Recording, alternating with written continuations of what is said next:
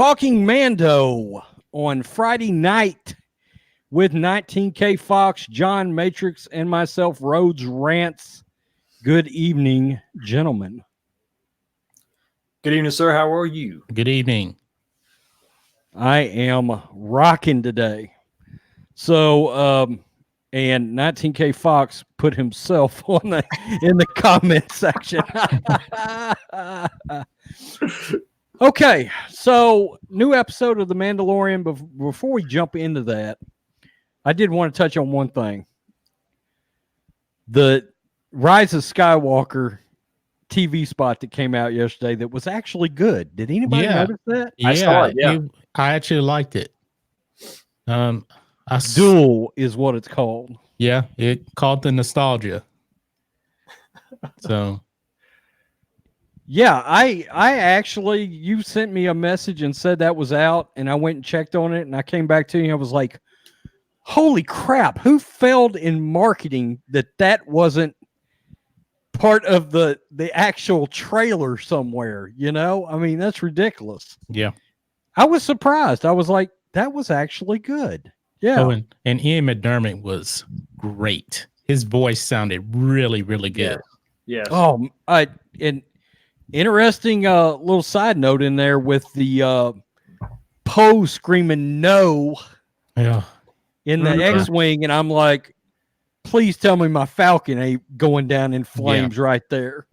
Well, there was a big leak from that teaser, that TV spot with Ray. That leak that we had heard about, it looks like it's confirmed, and it's going to probably piss off a lot of people.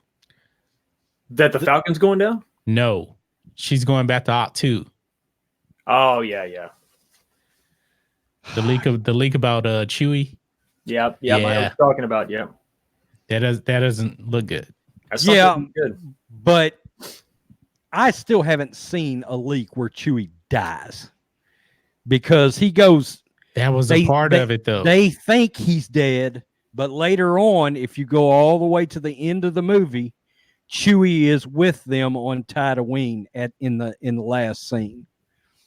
So he's alive from somewhere. They get him back. I don't know, unless they're pulling a Force Ghost Chewbacca out of their ass. Yeah. And if they do that, I mean, hell, they're bringing a Force Ghost Han back, so why not? Let's just bring everybody back in a Force Ghost now. Well, at this point, what's the difference? Here's my problem, though. They're going to really attempt to make her fail, but it's going to come off so flat because she hasn't failed yet in 2 movies. So why should anybody truly buy in to her failures? Mm-hmm. That's and the then problem. It turns out by the end of the movie, there's no real consequence. No, he's okay. So it's just so empty. There's nothing there. In the chat, Happy Dinosaur 8000 and what's up, Wook? Wookiee supremacy in the house. Yeah, I mean, I can see that I can see JJ is trying to address some things that have been an issue, but it's just too late. Yeah, you know, everybody's just out. And everybody's so pissed off about what Rian Johnson did in the last movie that it's like, I don't know that they could have done anything to have made this movie. This is something that John and me talked about on live streams a long time ago. There was no way to save this movie. No.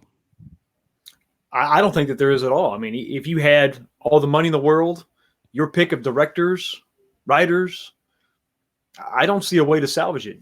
I mean, Ryan killed it. Yeah, it can't be understated or overstated what that movie did to the franchise. Well, J.J. Abrams doubled down again that Palpatine was part of the story per himself, and Lawrence Kasdan supposedly wrote it in 5 years ago. I don't know. So he doubled down on it earlier today. Well, the problem is JJ wasn't around 5 years ago for this movie. It was Colin Trevorrow. Yep. This was his movie. So it doesn't matter. Maybe JJ probably had some kind of an outline for episode 9, but it wasn't a part of the plan because JJ, until last year, wasn't a part of episode 9. So it didn't even matter. He was claiming that they wrote it as part of that 3-episode treatment that him and Kasdan did. And it's one of the reasons he's saying now Ryan didn't mess up the movie because Palpatine was always part of it. So if he killed Snoke, who cared? Essentially is what JJ's saying. Ryan Johnson has already been on record. He said that they didn't tell him he had to follow anything. He went in there stone cold dry. He started writing The Last Jedi before he even talked to JJ. That's right. Yep. That's a fact. So to be honest with you, man, JJ is full of shit on this. I think so too. I think so too. The Mandalorian, The Sanctuary. We're going to do what we always do. We're going to start out giving our 1 to 10 rating, and then we will go into the meat of the matter. 19K Fox, scale of 1 to 10, sir. Hit us. 7. I gave it a 7. A little bit of a step back, but not terrible. Okay. John Matrix. I actually started to make a video on this, but I find it so hard to make these reaction videos to The Mandalorian after I watch it. It's so hard for me to do it, so I didn't even try. I tried to do it, and I just stopped because it was terrible. This was my least favorite out of all of them, even though I liked the episode. I'm going to go 6.8 out of 10 because I think I gave the first episode a 8 out of 10. It just wasn't on the level of the other 3. Mm-hmm. I agree. I gave it a 5 out of 10. Yeah, that's pretty low, man. Ooh, man. Yeah. And I did that because, number one, look, we've got an 8-episode arc, which is not many episodes. No. So I feel like there shouldn't be a filler episode in an 8-episode season arc. Okay. But you had to know it was coming. I mean, every single TV show, even Game of Thrones, as great as it was, had filler episodes. Yeah, but the ones that they had filler episodes in were the seasons where they had 10 and 13 episodes, you know? Yeah, True. Yeah. I understand what you're saying, but it was going to happen. And let's be honest. Let's look at where this show started and where it ended. If this episode did not exist, would it even matter? Think about that. Not really. I mean, no. They could have skipped this episode and the Mandalorian and Baby Yoda could have still been on the run. Right. Or in other words, I didn't feel like it progressed us any. No. We just kind of went stagnant for an episode. Yeah. Even the ATST, yeah. I don't know what Favreau was thinking with the writing. He was trying to make it as this terrifying weapon. And when you watch Return of the Jedi, there was nothing terrifying about the ATST. I mean, it went full Terminator Salvation with the red eyes and everything, you know. I guess it's funny. It's one of the things I like. Not so much the threat of the ATST, because we saw Ewoks smash logs against it and take one out. Yeah, the Jedi. It wasn't that menacing, but it was in isolation. This barren planet. That's probably the most technologically advanced thing on the surface. They weren't prepared for it, you know. The way it was shot. But you're right. Yeah. It's not like a Death Star. Yeah, but I'm going to be fair also. The Ewoks are a warrior culture, and these are just farmers that really nobody had any experience except for the lady. That's a good point. I still killed them for it because when they went out and they were looking at the tracks and she was like, "It's an ATST," and I just got I just got through watching this again. And they wanted to leave. and the next scene, she is standing on a porch going, "Everybody's got to move. Yeah, we're out. You've got to move." And I'm like, wait a minute now. Earlier in the episode, you just said you were in the Battle of Endor. And I'm thinking, you watched teddy bears take these damn things down. Yeah. Favreau, he messed up on that. But I would say this, man. Gina Carano was badass in this episode. She was really good. Yeah. Very good. Very good. Can I keep it real? I think she's hot. There it is. I said. Yeah. That's my toxic masculinity coming out for the show. Wookiee Supremacy liked the episode, but that was my thing. I mean, they were like, they literally came back and was like, everybody's got to move. And I'm like, wait a minute, what? What just happened? And me, I'm thinking a Mandalorian, an ex-rebel shock trooper, you couldn't infiltrate and get to that ATST and just blow it the hell up. I mean, it did not compute for me. Yeah.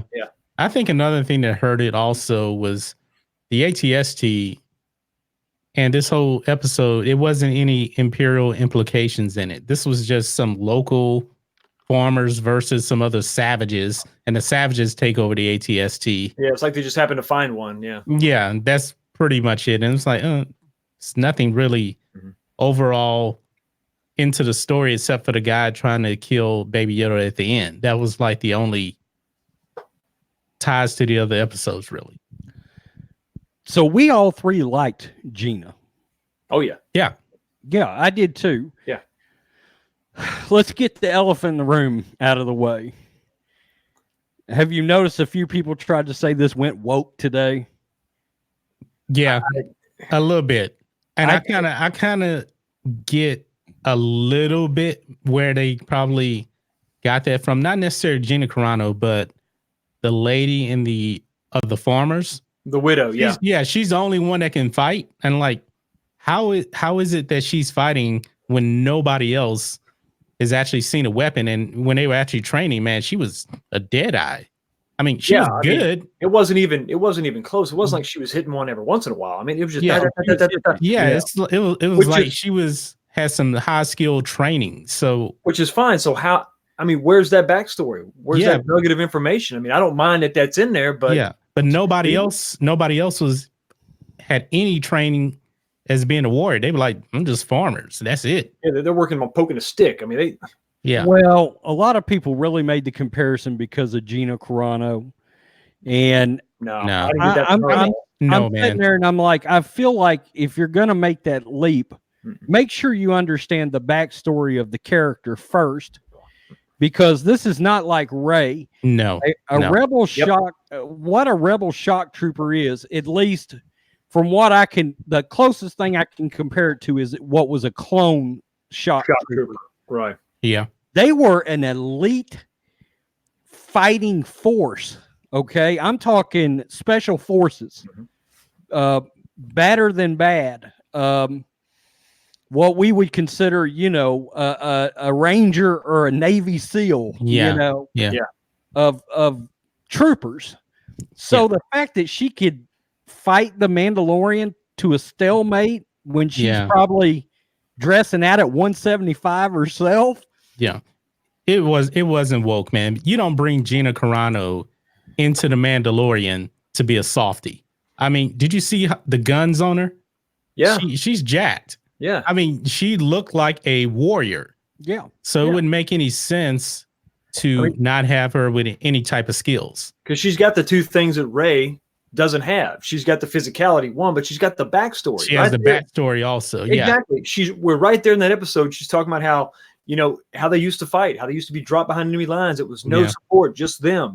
Yeah, I don't know why people are saying it's woke because of her. If they want to make a case for the lady in the tribe, yeah, I'm with them on that. You got me on that, but it was minuscule, really. Yeah. Well, I kind of made the comparison that if you're going to call Gina Carano's character woke in this, then you might as well call Wonder Woman Gal Gadot woke then. Because, that's the kind of stretch you're trying to make. And I don't consider Wonder Woman to have been a woke product. No, frankly. That was just a damn good movie.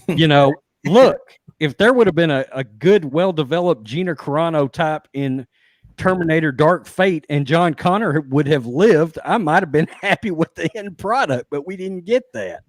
Yeah. I don't know. I just thought it was a stretch. That wasn't my issues with this episode at all. Right. I just thought it felt filler to me. It was a bit flat. Yeah. And we didn't have any sort of an jaw-dropping ending like we did with the last 3 episodes. It came close. It came You close when the guy was about to shoot Yoda. Yeah. And because of the other endings of the other shows, I thought, wait, is this going to happen? You know, or maybe Mandalorian was going to get shot, or maybe the Widow was going to get shot or something. But to just have, Cara Dune just behind her and just shoot, I thought that was lame. I thought that was cheap. What they should have done is, the Widow's trying to take his helmet off. And so the bounty hunter cracks off a shot, but before he does, Mandalorian, what you see in the episode, he puts it back on. He's like, no, I got to go. And then the shot, hits his helmet. And that's how they know he's there. Not, she sneaks up behind him and he's dead before anybody else can react. I thought that was a little lame, Could have been done better. Let me bring up something here. We know that he actually does take off his helmet when he has to eat. I like that they kind of talked about his backstory a little bit. He said he was brought in by the Mandalorians, so he is definitely not a Mandalorian from birth. Right. But he's not allowed to take off his helmet in front of anybody else. Says he hasn't done it since he was a kid. Mm-hmm. Now, obviously, he was a kid going back to the Clone Wars, because I think that's what he's talking about right there, the Clone Wars. Right. The thing is, we saw Mandalorians in the Clone Wars take off their helmets. Sabine is a Mandalorian. She takes off her helmet. Is it just something after the complete purge to where they don't take off their helmets anymore just to kind of hide their numbers and who they are? I heard something about this today. Thor Skywalker brought this exact thing up when he critiqued the episode. He said he feels like they're trying to reset the Mandalorian culture to back what it was originally known to have been. In other words, he said the helmet coming off and of the sort of somewhat pacifist angle they took with part of the Mandalorians outside of Death Watch in Clone Wars. He said that really wasn't the way that George had it set up. He said, if anything, they were closer to Death Watch, as a culture. Mm-hmm. And he said he feels like this helmet thing is a reset back to George's original ideas with the Mandalorians. But honestly, we didn't really know anything about the Mandalorians until Clone Wars, because Boba and Jango, they're not Mandalorians. Well, true. I don't know. I don't know if there's more information out there on Mandalorians from George. I haven't looked it up, in all honesty. The only thing I've ever looked for is whether or not Jango and Boba were Mandalorians. I got the implication, I don't think they reproduce with each other. I think they're growing by way of foundling. I think it could be a reset, though, because the line, "This is the way," I don't remember that line in the Clone Wars at all. So maybe they are getting back to basics. Well, now that the purge is over, the Empire is gone. Now they feel like they can reestablish themselves. So it makes sense. I mean, I definitely don't mind the fact that we're doing that, and we're distinguishing them in a different way and building that lore. What I thought was weird about the episode, though, is that he takes his helmet off right by the window. Like eating lunch and, you got your helmet off. People are walking by. Like, hey, look. Yeah, I kind of thought that was kind of weird, too, at first. Yeah. I will say this. I love the moments between him and Baby Yoda more and more as the show goes on. Yeah, me too.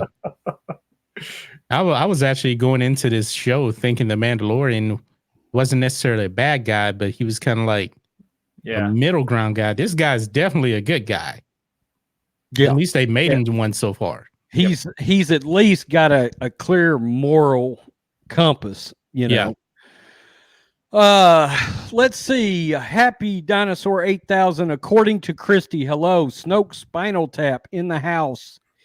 Keely Chow in the house. Almighty Coon, what is up? Any other things that might have bothered you guys in this episode? Yeah, I didn't like the fact, and this is going to sound silly, but why is he making Baby Yoda walk? In the beginning of the episode, they're taking man, he's got little legs. Why don't you Baby Yoda can't keep up with him. I Yeah, get put him he's in a statue thinking, or well, if you can walk now, I'm going to make you walk. But the way I thought that there was going to be more of a connection between him and Cara Dune. I thought that he's looking at her and he's going after her because they know each other. And the fact that he just left, he thumbs the bartender, some credits and says, "Hey, watch the baby." Taking that chance and risk and seeing that, I thought that there was going to be more of a connection there. There wasn't. Turns out they don't even know each other.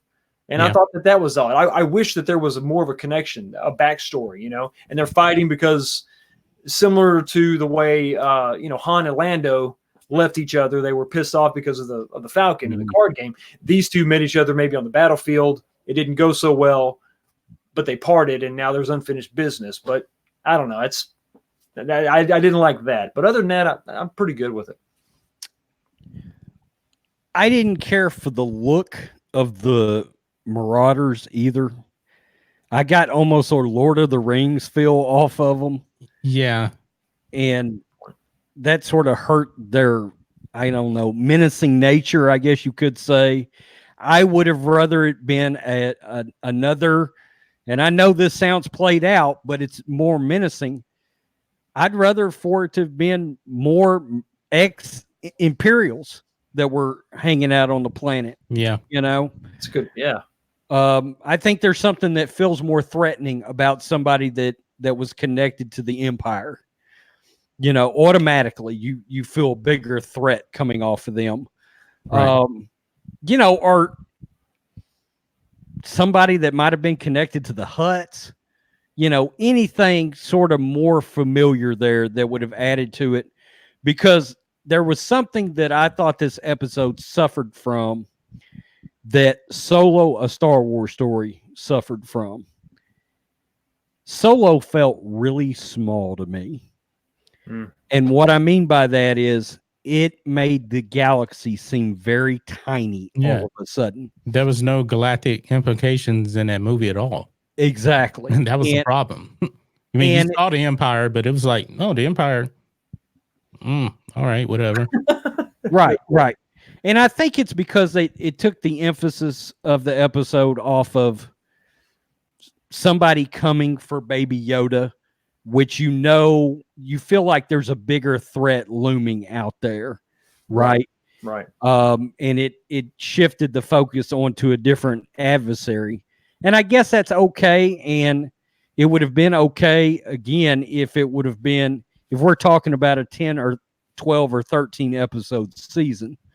But because we've got so few, and I got to be honest with you, I don't know where I'm at on Bryce Dallas Howard's directing capabilities at this point.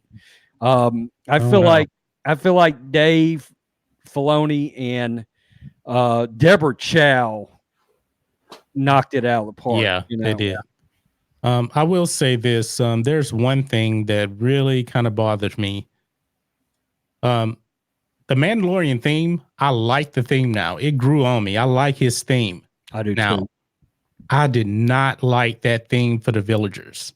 It felt nothing like Star Wars whatsoever. I mean, it was, and I'm a big fan of Louis Yorson. Big fan of his. Love his Creed score.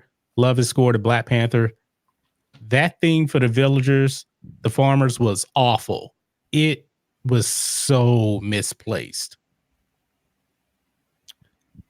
Well, and that's something I don't know if I've brought up before, but there is literally a separate soundtrack for every single chapter of this show. Yeah. Yeah. So I guess I don't know if that was marketing or what, but it's a unique soundtrack for every episode. So if you want each one, I think you have to buy it separately. I'm sure they sell it together, but you get the point, Yeah. John, you talking about the music that was playing when the Razor Crest was coming in and landing? That one? I was talking about, I know the music was playing when we actually see the farmers, doing their daily routine. Right. That's what I'm talking about. Because it felt to me like it was almost like it was upbeat or something, or celebratory. It felt like this. Yeah. I can't even remember the theme. I have to go back and watch it again. Because for me, it's like, okay, you got these two runaways, seeking refuge or sanctuary, and you got like this almost like a weird victory march or something. It just seems really out of place when it should have been more of a more in line with what else all the other themes we've heard in the other episodes. So sort of a drudge, they're on the run, they're looking to settle down and take a break, and hopefully this blows over, and you get this like, hey, here come the heroes. It was weird.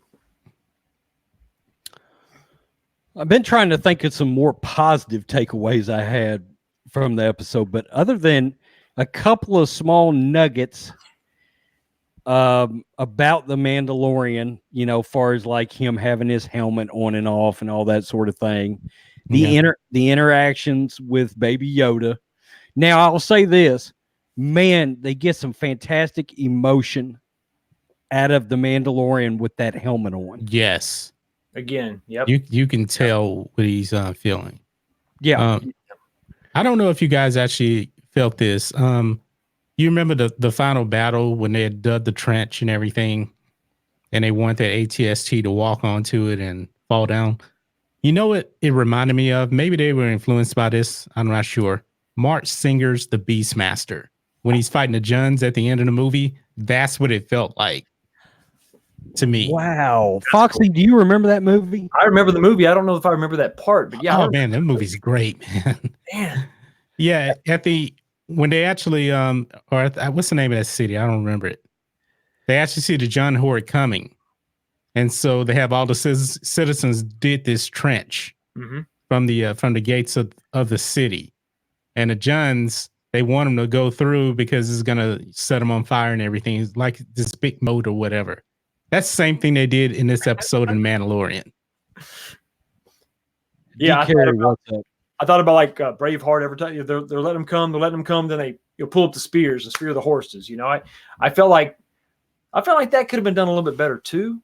I wanted, and I put this in my review, and I know it's a stretch, but what I wanted them to do is to try to come up with a way to trip up the ATST, and I wanted Cara Dune to actually mention the Battle of Hoth as the inspiration for the plan. Now, she doesn't have to mention Skywalker, but I would have loved that little bit of a tie-in. Well, the ATSTs were on Battle of Endor. Yeah, it was AT-ATs on Hoth, and she could have even mentioned Endor, but she mentioned Endor at the beginning of the episode. If she could have mentioned tying up the legs and mentioned Hoth as part of that, would have been a cool tie-in.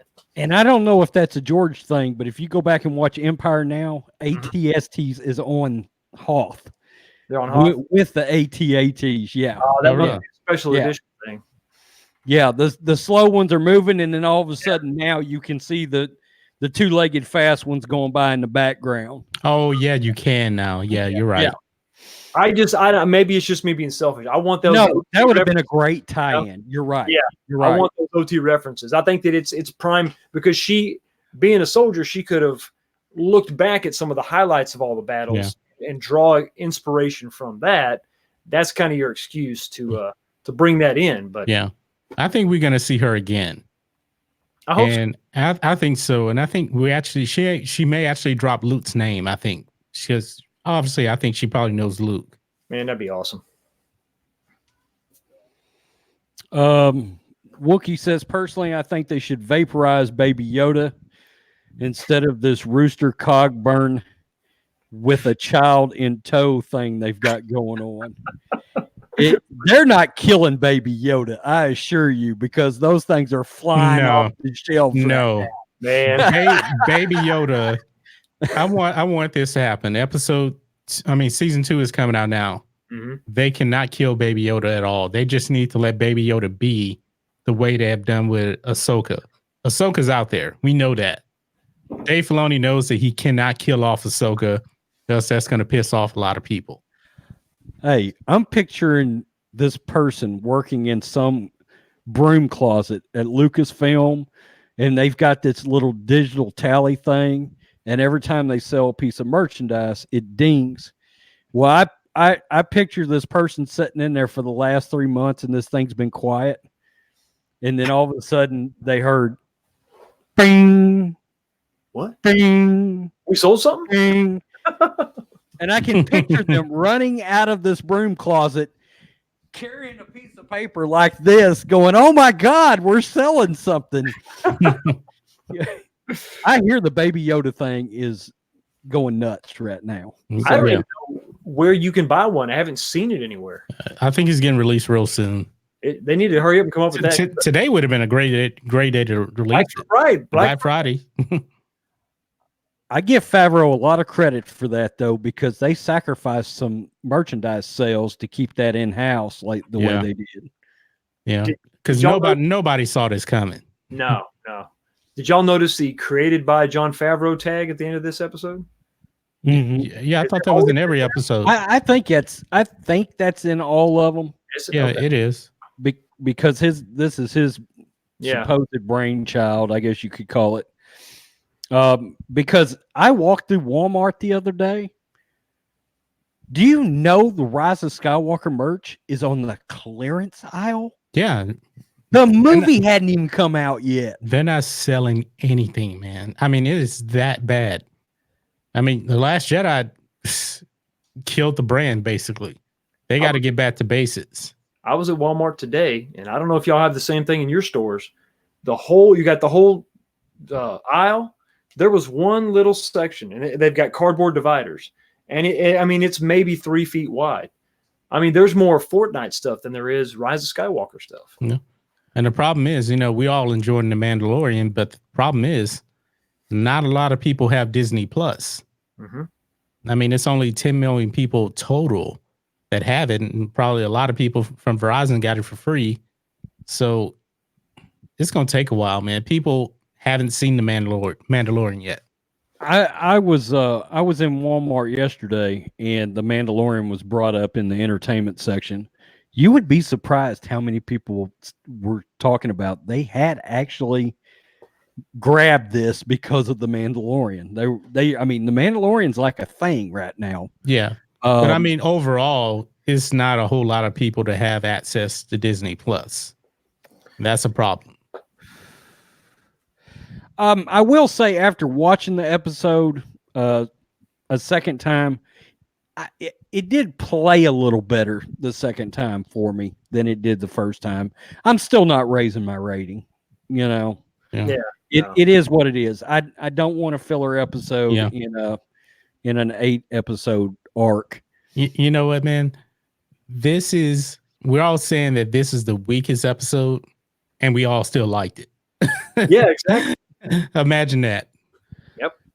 Yeah, Ethan Van Sciver said it went woke, and then halfway through that was clickbait on him, because halfway through the review, he says, but it was good, and I gave it a 7 out of 10. Yeah, I saw that. He put a clickbait title and a clickbait thumbnail on it. But he did say at the end, he said, this is the beginning of it getting woke. That's what he said. He liked the episode. So he clickbaited everybody into watching that video. So if you didn't watch it all the way through, you wouldn't really see what he was saying. Damn. You are very welcome, Wookie. Enjoy that nicotine. Snoke was saying he heard there's going to be a baby Jar Jar in here at some point. Come on, man. That's a bridge too far. What if you actually they're going to turn this bitch into Muppet Babies. There's going to be like one creature that's a baby out of all of them. I would not be surprised if we actually saw Gungans in episode 9. Yeah, I mean, I can see that happening. Yeah, we've seen a population of Gungans. Yoda's a big deal because we've only seen 2. Well, 3 now. Well, yeah, this is the 3rd one, but having a baby Gungan wouldn't be, that much of a shock. Yeah. How much do we think? JJ did come out and say that he said today his favorite scene of the entire saga is the scene between Palpatine and Anakin in Revenge of the Sith during the opera. Oh, I love that scene, man. That's his favorite scene in all of Star Wars. Oh, JJ said that? JJ Abrams, yeah. Yeah, that scene is amazing. And there's nothing but dialogue. He's brought that up before, Do you think that's going to influence anything he does in this movie? In episode 9? In a good way? Let's put it that way. Yeah, I mean, I still... The thing is, we need to get Palpatine and Anakin together in a scene. Anakin needs to take over. Maybe, even though we're hearing some kind of dumb reason Kylo Ren's going to fall off a cliff and die. And then all of a sudden, now the Force Ghosts want to show up. Makes no sense, but oh well. But anyway, I think Anakin needs to show up at that point right there. Have some dialogue with Palpatine. And then take him out. But I don't know if we're necessarily going to get a scene like that in episode 3. I mean, Disney Star Wars doesn't want to go into the lore. They really haven't dived into the lore of Star Wars at all in any of the 2 movies so far. And that scene with Palpatine was about diving into the lore of the Force. Right. Where the Sith came from. The tragedy of Darth Plagueis the Wise. You're not going to get that, I think. I think that was the center pin of the hinge that was the entire 6-movie arc. Mm-hmm. How does he turn Anakin? And there was so much weight on that. And that dialogue was there because of the subject matter. You know, it was so heavy. Yeah. I mean, we don't care anything about what's going on in 9. There's no big cliffhanger. Yeah. There's no big thing that would really benefit from a slow dialogue that was intense like that. And it was so great when Anakin said, "Is it possible to learn this power?" And then Palpatine turns his head and says, "Not from a Jedi." That was so perfect, man. Just get you, man. Just get you. Because there was so much there. It's like a hinge that opens the door for the entire. Yeah. Absolutely. Then you had John Williams' Darth Plagueis music playing over it too. Uh-huh. The good old days. I want to acknowledge something that D. Carey says here. He said, "I think people need to check themselves. This woke BS is getting old." I think what he means is, I think it's okay to call out wokeness, but we got to make sure we're objectively doing it correctly. Because then we lose our credibility if we're calling everything woke, right? I agree 100%. Yeah. You know, I want people to come to my channel, and if they hear me say that, it's because I truly believe that that's the case. And here's my evidence. Here's the facts. Right. But because you see a powerful woman doesn't mean that's woke. It's that the two they don't equate. You know, we just talked about how much we love Gina Carano and her character. She's got the build. She's got the pedigree. She's a freaking real life MMA fighter. I believed her in that role. The girl that could just light up a pot with the blaster with perfection, and there's no explanation there. That would be an example of woke. But the two are not the same. The problem is Hollywood is telling us, this movie's woke. This movie's woke. Look at Tim Miller, what he said about Terminator Dark Fate beforehand. What they're going to do with the next James Bond movie. They said they're making a James Bond movie for the Me Too era. Charlie's Angels. What else am I missing? Several other movies this year too were woke, or they say woke stuff before the movie comes out. It doesn't help either. Like, right. Like I finally saw Captain Marvel on Disney Plus. I didn't see it at all because I got tired of Brie Larson. I was like, I'm not going to see this movie.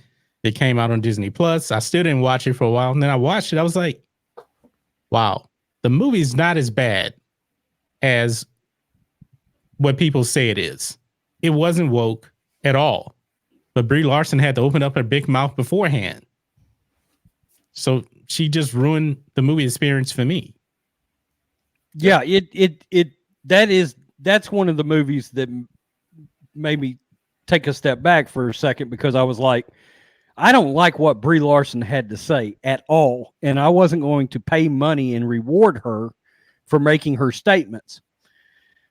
But there was a lot of tie-in with Captain Marvel, the movie itself. Well, this thing's woke.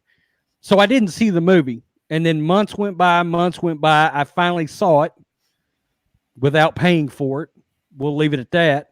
And I was like, yikes, this is not even close to the worst movie I've seen this year. No, it's not. You know, Was it a great movie? God, no. No. Was it a good movie? It was pretty good, but it beat the hell out of Terminator Dark Fate. It was better than Terminator Dark Fate. And that movie was definitely woke.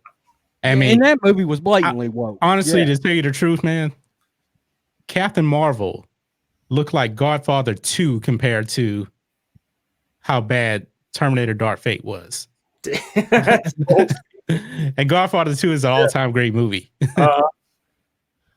Yeah, and the comparison was drawn between Ray and Captain Marvel, and I'm like, wait a minute, Captain Marvel got her ass handed to her at the beginning of that movie. Yeah. And she was having to go through training and all this shit, and she fell on her ass. And at the end, she got a little girl power, and was it a little like, whoa? Yeah. Sure. Now, don't get me wrong, it was completely stupid the way Nick Fury lost his eye, but it was funny as hell when the cat scratched his eye and Samuel L. Jackson went, mother. He stepped into, he got out of Nick Fury and he turned into Samuel L. Jackson right there. That was funny.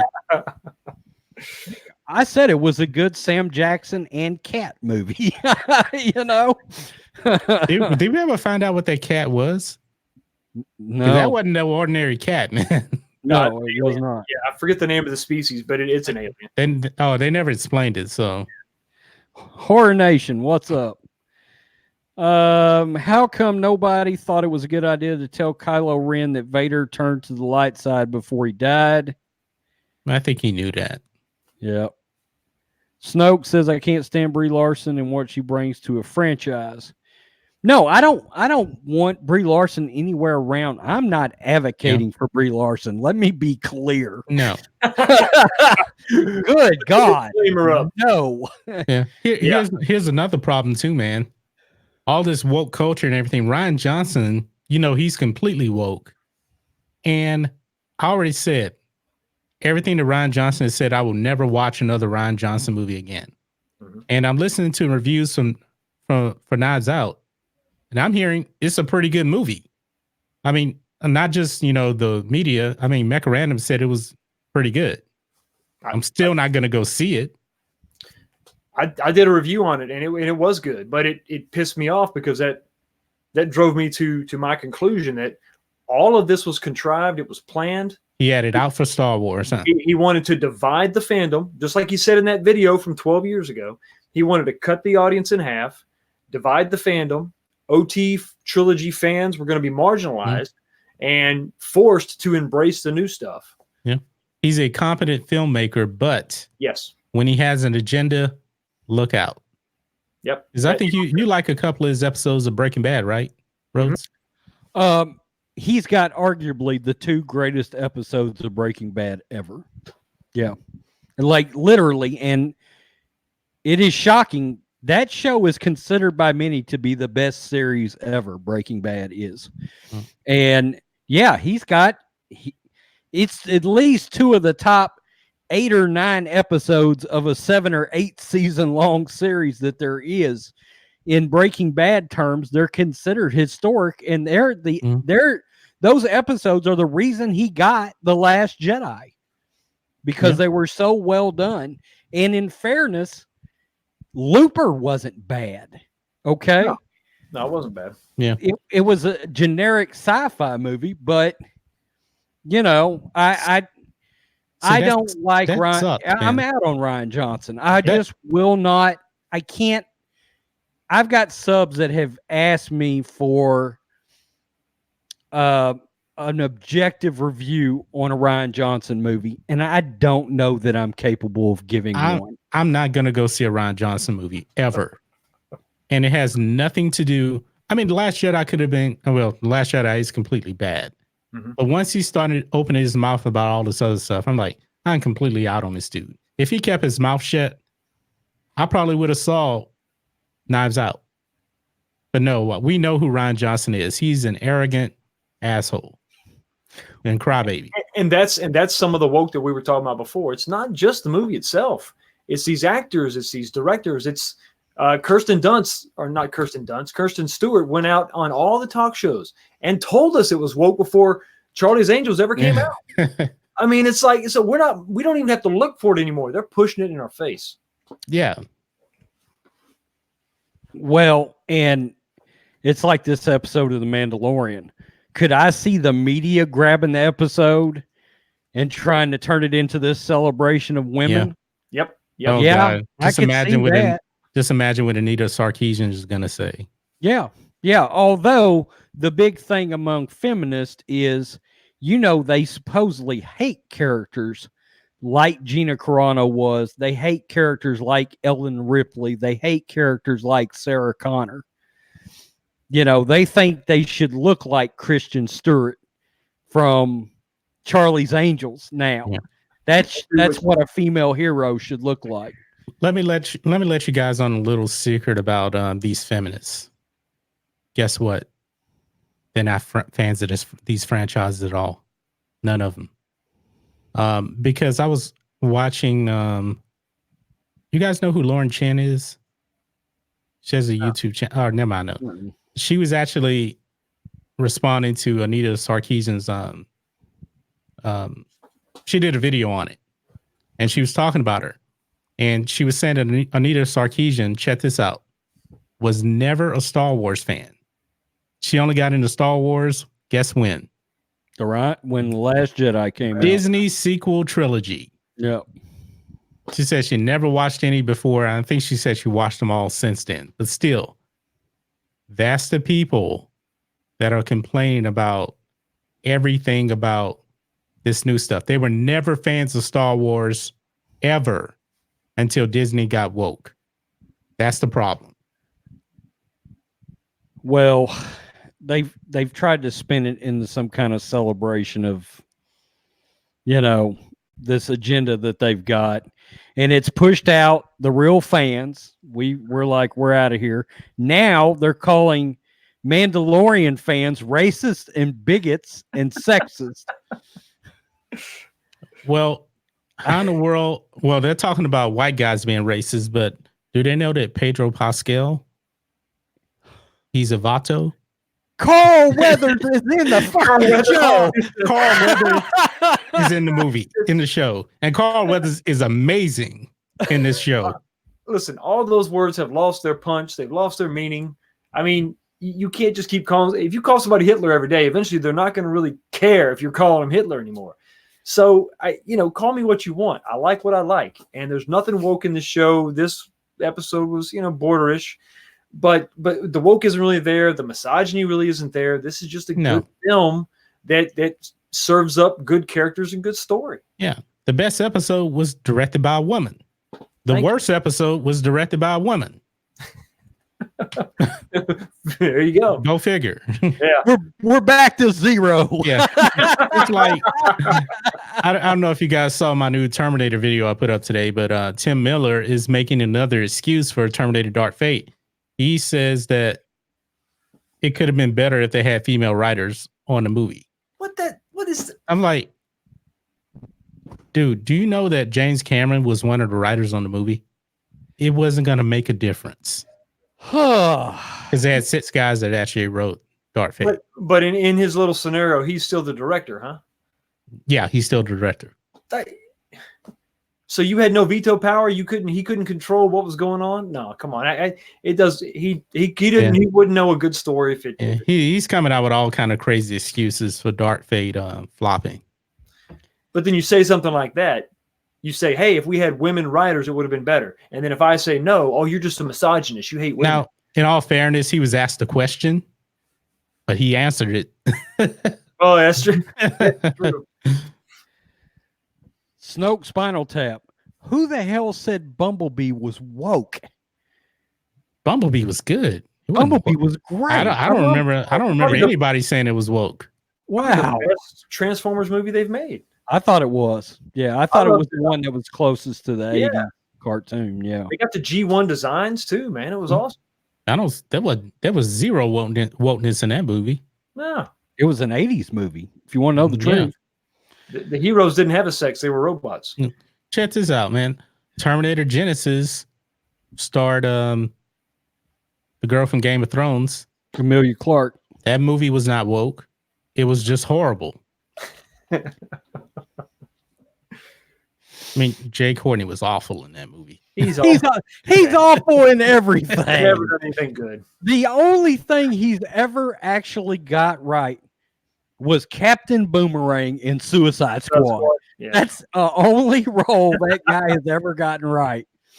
He couldn't even play a run-of-the-mill McClane's son in that fifth and god-awful Die Hard movie.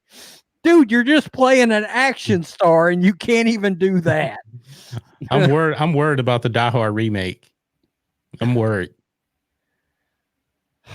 Hey, did you ever see more than the first one? No. Dude, what are you waiting on with 2 and 3 exactly? Well, I mean, yeah. come on. It's it's Christmas time. It is time. Man, I watched A Christmas Story last night, and me and my wife are going to watch A Christmas Carol 1938 after the stream. So it's going to take some time. I haven't even watched Trading Places yet. I got to watch my top 3 Christmas movies before I get to the other ones. And Home Alone was on TV, by the way, today too. Guys in the chat, throw in your favorite Christmas movies. A Christmas Story is not even close. It's not even debate. Nothing can top A Christmas Story. Foxy. Christmas Vacation. Number 1. That's a good one. That's my favorite too. Yeah. It's awesome. I got a question. Who is the best Christmas villain? Movie villain. Hans Gruber. Hello. I knew you were going to say him. Hello. I'm going to say Scott Farkas is the best one from A Christmas Story. Hans Gruber is one of the best villains ever, much less Christmas. Ooh. You know what? I mean, he's good, but I would take the Dutes over him. The Dutes from Trading Places, yeah. Mortimer and Randolph. Man, they were that movie. Man, remember we were talking about our top 10 movies that never get made again. I think, did I have Trading Places in there? Because there's no way in hell that movie would get made today. I mean, it was like racism everywhere in that movie. Do you think I would let her take over our family company? You know, Foxy, what are your top 3 movies right off the bat that you can think of that would never get made in today's culture? Blazing Saddles is number 1. Yeah. Well, Blazing Saddles and really anything that was done by Mel Brooks. Pretty much. I mean, Spaceballs could probably get made again. Spaceballs, maybe. Yeah, but there was... She doesn't look Jewish. That's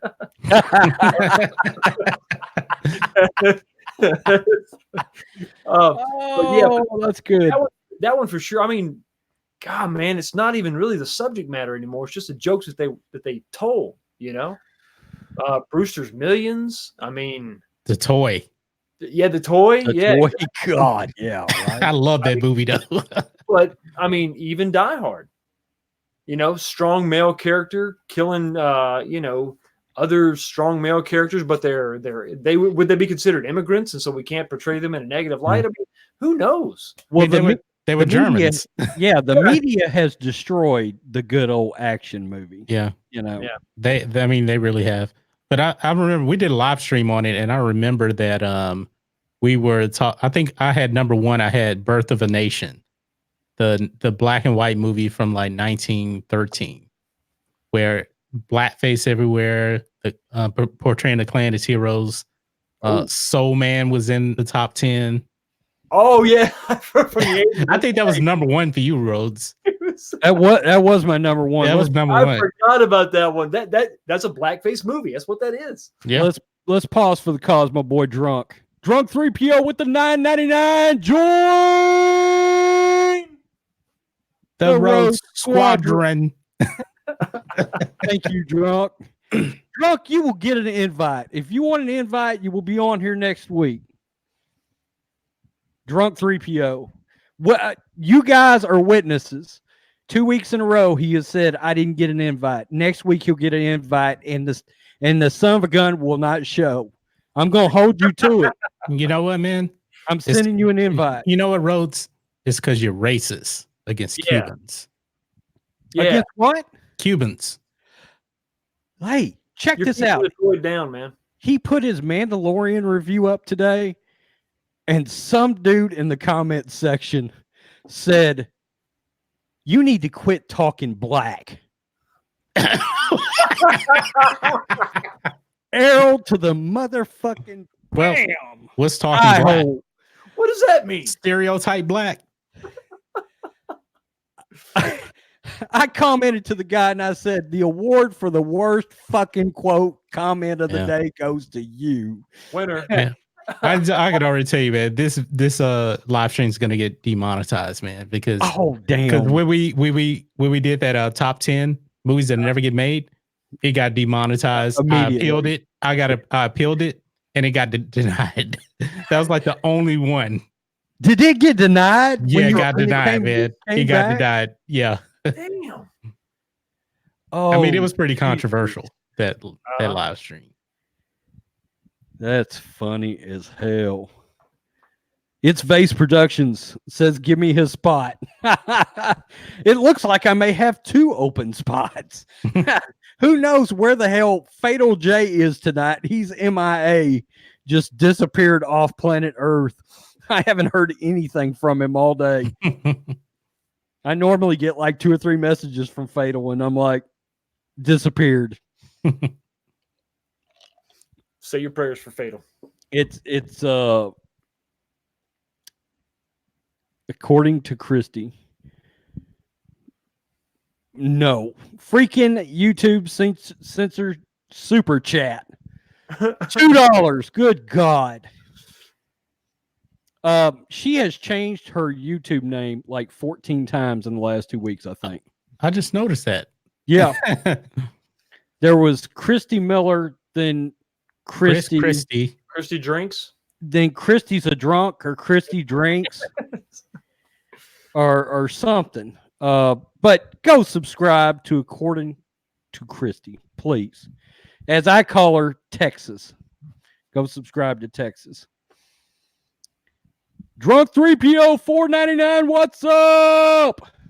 Rose was the man on that comment. Yeah, that guy was an idiot, man. I mean, that drove me nuts. I didn't see it. I mean, I watched this video. I commented, but I didn't see that comment. Benzo H, what is up? Christy told me to shut the F up without the F, but I know that's I'm reading between the lines on that. So would never say that. We talking about. Man, people are dropping dimes here, Rhodes. Oh, Rhodes. Drunk 3PO said I never get a channel shout out. Stop it. Come on. Subscribe to Drunk 3PO. There you go. It's Vase Productions. Have you guys talked about Boba and Django and their Mando status? Seeing a lot of, quote, not canon anymore online. Also love you all. Keep up the great work.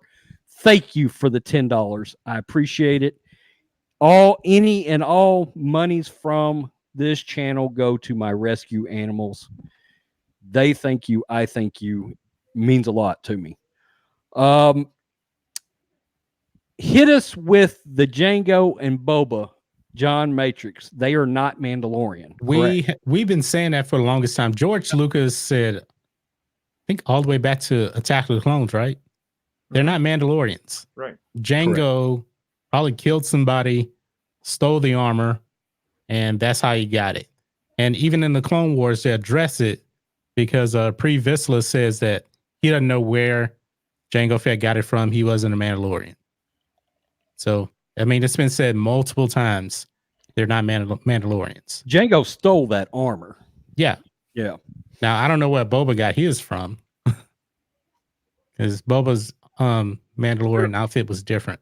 It was different. Is it a version of the same armor though? Maybe the actual Boba armor, blew up the helmet. I know that. Yeah, the Boba outfit is actually in the Mandalorian. There's a guy that wears a very similar color. Yeah. So it could be a standard helmet, maybe. Boba blows up Jango's helmet in an episode of the Clone Wars, trying to set up Mace Windu. Remember that? He tried to set a trap for Mace Windu. Yeah, he did. With the helmet, and it blew up. Mace came out of it alive. Good grief, drunk. There we go. Drug 3PO $14.99. Vase cannot give more than me. Drunk is always trying to win the race. It's not a race, but I appreciate it. Thank you, Drunk. The best dude in the community. Yes, he is. Yeah. Outstanding. Yeah. Guy does a lot of great work for those children. Please go subscribe. Go become a Patreon of Drunk 3PO. Please. I'm a patron of Drunk. Drunk is a really, really great guy. He's good people. And I got to watch that Patreon video he put up too. I saw it in my email. You can only do that 3 times in a month, I think. I'm not sure what we're talking about. Change the name, I think. Oh, okay. Yeah. According to Texas, I like your new name. It kind of reminds me of a TV show named The World According to Christy. I called her Texas. So she is from Texas, by the way. Boba, a Star Wars story. It's Vase Productions. $2. Drunk's giant channel is taking me out. Oh. $0, $2. It doesn't matter. Thank you, folks. I appreciate it very much.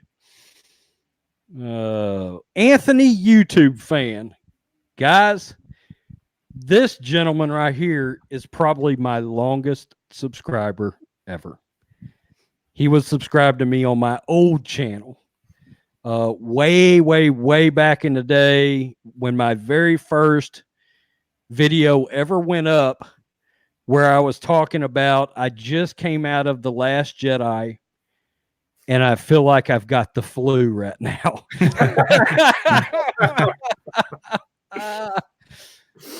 Oh, sorry I'm late. I saw chapter 4. I liked it. I think the Mando ship is being tracked because Grief put a tracker on the Razor Crest, or the Imperials tagged Baby Yoda. Mm-hmm. Interesting with Grief tracking this ship. That's interesting. Yeah. Now, the Mandalorian did make a comment that their activities, I guess the fight that they had where they took down the ATST, was going to quote unquote draw some attention and the word would get out. So I don't know. And then next thing you know, there's a bounty hunter that shows up, or maybe it's vice versa. Well, they were there for a few weeks at that point because he made that comment. Yeah. Yeah.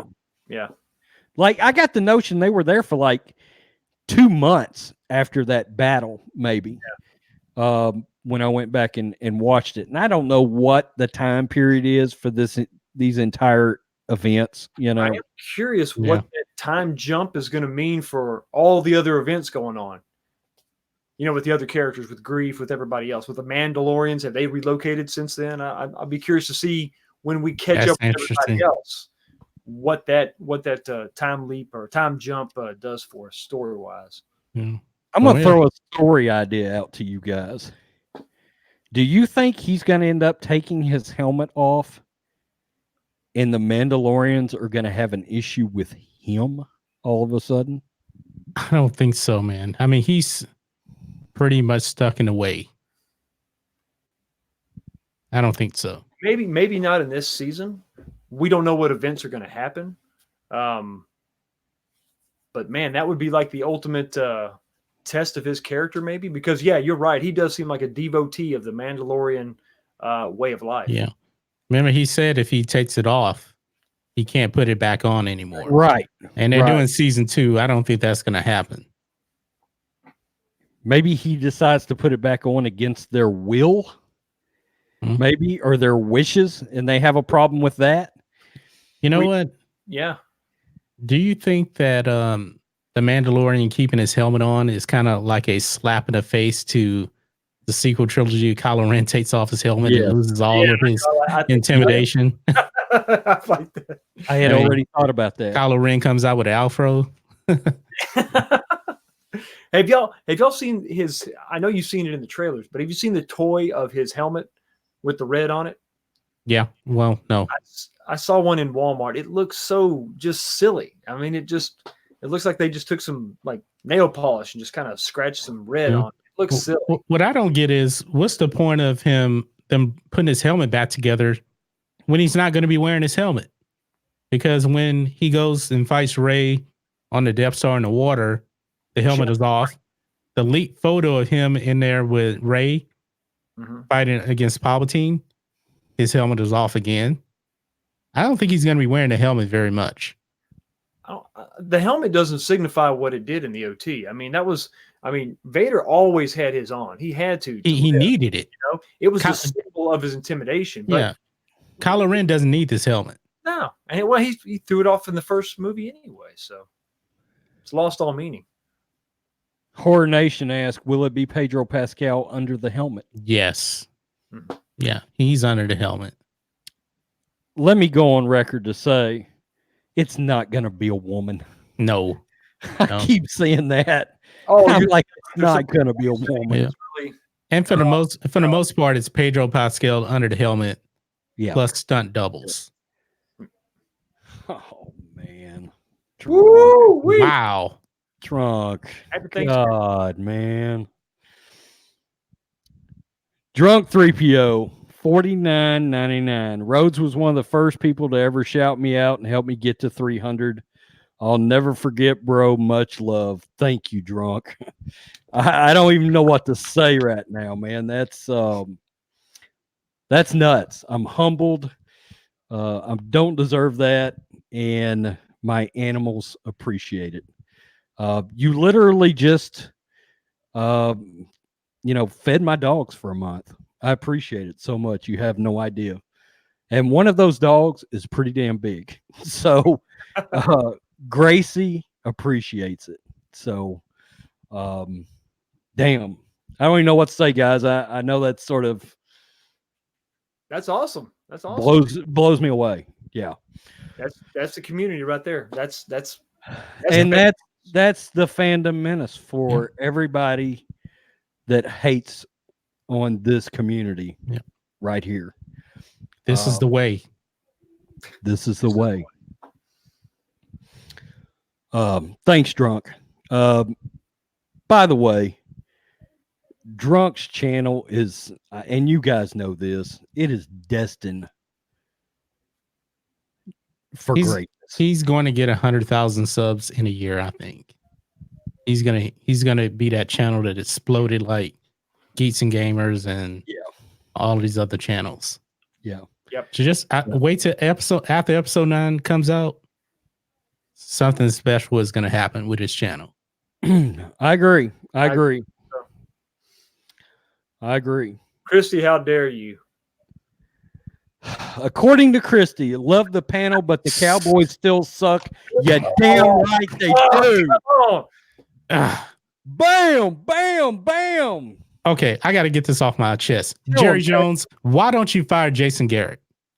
There's no reason. I'm on the wrong channel. That's for Black and White Sports. No, there's no reason to keep him around. None. But he's still going to be around. Rest of the season. Oh. Can we change the subject, man? Because I'm so frustrated with the Cowboys. Of him doing something. I'm just saying. He's got pictures of Jerry doing something. Texas, do you have a Patreon? According to Christy, do you have a Patreon? I'm asking her right now. I want to plug her Patreon if she's got one. If you don't have one, why the hell not? Go get a Patreon, girl. So we can try to help you out with it, okay? Thank you for the $10. And yes, the Cowboys blow right now. Got to run. Great stream. Keep it up. This is the way. It's Vase Productions. Thank you very much. Let me go up and see what we have missed. Wookie says, my sister is a blonde white school teacher and can make a soda, can dance with her gun. God bless America. They have screwed up the mythology beyond imagination. They're talking about the sequel trilogy too, by the way. Um, John Matrix. Thank you for the $10. You're on the panel. You're on the panel, bro. Thank you for the $10. I think I usually super chat anyway when you live stream. This $10 is going to the cats. Oh. This one's going to the cats. I don't think we're going to be able to differentiate anyway. So. You really can't. I spend about $350 a month on these rescues. Wow. Really? So yeah. I spend nearly $100 a month just on litter. Wow. Yeah. I have one of those automatic litter trays with the crystals. Much easier to clean up. Just do it about once a month, change it out. That's like cheating. So, Foxy. 19K Fox, $9.99. Don't read this. I'm on the panel. Foxy, you're on the panel. This is the way. I appreciate it very much. This is the way. This is the way. This is the way. The Fandom Menace. Foxy, you've got a Patreon, right? No. You don't? Nope. Are you going to get one?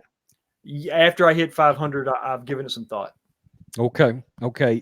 John Matrix has got a Patreon. I guarantee it. Yeah, I do. Guys. I always forget to plug it, though. Go hit up John Matrix on his Patreon.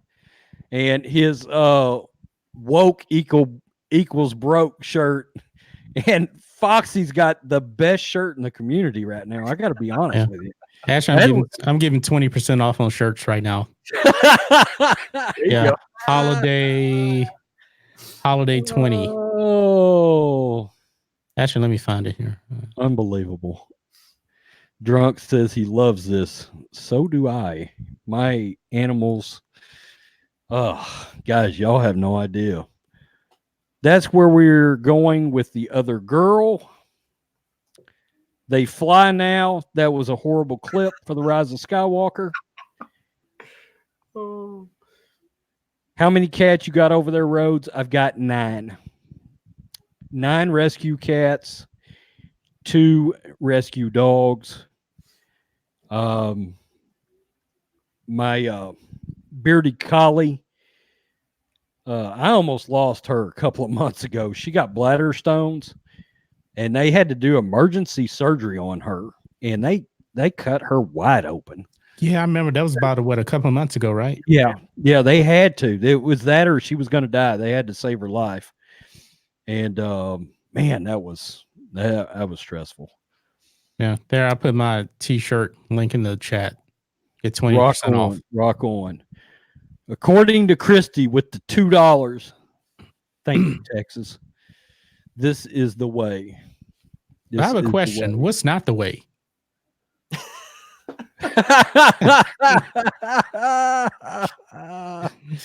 Oh, I have spoken. I have spoken. I hope we get to see the Nod again. What's his name? It's Cruel. Cruel is his name. Yeah. Man, I hope we get to see him again. Yeah, I think we're going to get another episode with him in there. I'm still crossing my fingers to see IG-11 come back.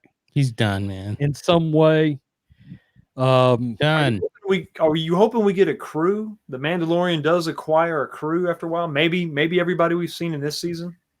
I think so. I think something like that is going to happen. He's going to put some kind of a crew together. I do. Guys, we've been going for a minute. Any parting shots, fellas? We're getting an episode next Friday, right? So, yes. I don't have my calendar in front of me, but I think we're going to get 2 more episodes. Then it's going to be a break. 1 week break. No, we get 3 straight. Then a break for Rise of Skywalker. Then the season finale. Right. Yes. Got it. Yes. Entertainment Hacker, what's up, JP? JP in the house. If you guys are not subscribed to JP, go do so, please. And an old friend to the channel. Hello, Ron Navy. How are you, sir? Hadn't seen Ron in a minute. Hope you're doing well out there, Ron. And we were literally just wrapping it up. Guys, I think we're done. Everybody have a great night. Thank you, guys. I appreciate it. You have no idea. Thanks for having me on, brother. Everybody take care. Peace. We are out. Till next time.